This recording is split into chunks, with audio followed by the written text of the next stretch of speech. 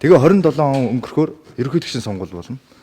Ерөнхийлөгчийн сонгуулийн үеэр дахиад татвар бууруулна гэдэг амлалтууд явах нь 28 онд дахиад татвар бууруулна гэдэг амлалтууд явах нь үндсэндээ сүүлийн 12 жил хамгийн их хүмүүсийг хүссэн захиалсан энэ сэдв яг сэдв чигээрээ урагшилж байгаа нь л үнэхээр тун харамсалтай.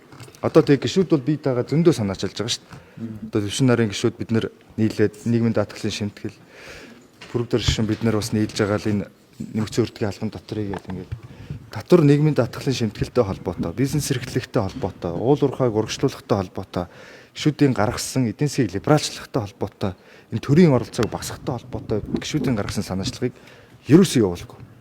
Тэгээд нэг гол нь улс төрийн мэдээлэл нь яг сүүлийн хэдэн саржингаа зүгээр энэ дотоод энэ эрх баригч намын дотоод хэрүүл тэмцэлтэй холбоотой хэрэгтэй мэдээлүүд нь арагшаа байсараа байгаад тэрэндээ төвлөрсөөр байгаад өнгөрсөн хугацаанд парламент хүртэл парламент иш болчихлоо шүү дээ.